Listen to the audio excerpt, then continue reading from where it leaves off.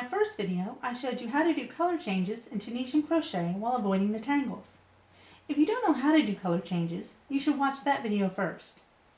In this video, I'm going to show you how to carry your yarn to the left in order to start a section of color later than it started on the previous row, without leaving a large loop on the back.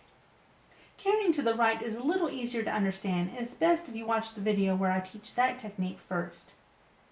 As you can see here, I've begun my project, and I have a section of yellow beginning towards the right of the row. On this next row, I'm going to begin the yellow here, much further to the left. We begin our row as normal and stop when we come to the yarn that we wish to carry.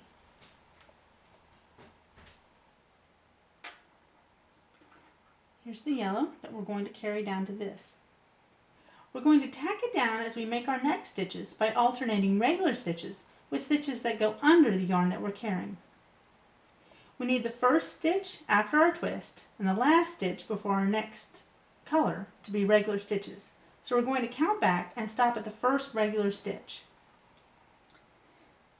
Here's where our yellow is going to begin. So this needs to be a regular, an under, a regular, under, regular. This one would be under, but we want to start on a regular stitch. So we're going to just do this next stitch.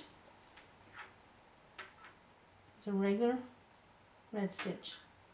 Then we do our twist, but we pick back up our red and do a regular stitch. So that's our first regular stitch, tacking that down. Our next stitch needs to be an under stitch. Insert your hook as normal. Go under the yarn you're tacking down, yarn over, pull through to the front. This next one's going to be a regular stitch, an under stitch, and a regular stitch.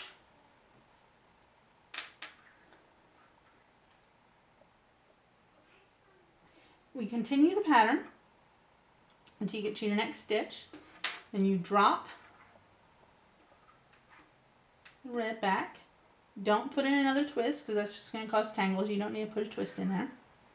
We put our twist in over here earlier.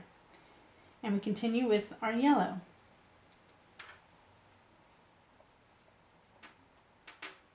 Carrying to the left means thinking ahead. We already need to start carrying this red yarn to the left because it's going to start here. So I have to think about it way over here, which is part of what makes this difficult.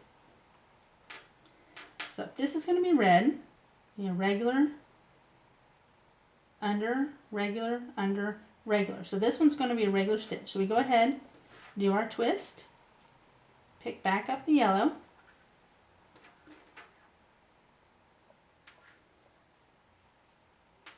make a regular stitch, then an under, regular, under, and finally a regular stitch. Drop the yellow back down in the back. Don't twist it again. We can give that yarn a little tug. Make sure it's not too loose back there. And continue on as you normally would. You do your return as you normally would, twisting again on the return. If you don't begin and end with a regular stitch, you end up with these spikes. So it's important that you end on a regular stitch when carrying that yarn. And then this is what it looks like from the front when it's done properly. No spikes, nice square stitches. And this is what it looks like on the back. That yarn is nicely tucked in and hidden. I'm posting another video, or I have posted another video, showing how to carry to the right. It's a simpler technique, and it's better to practice that one before you dive into carrying to the left. The reason that this is a good technique is you get a nice neat back, and it saves you a lot of cutting of the yarn and tails that you have to weave in later. So, bye!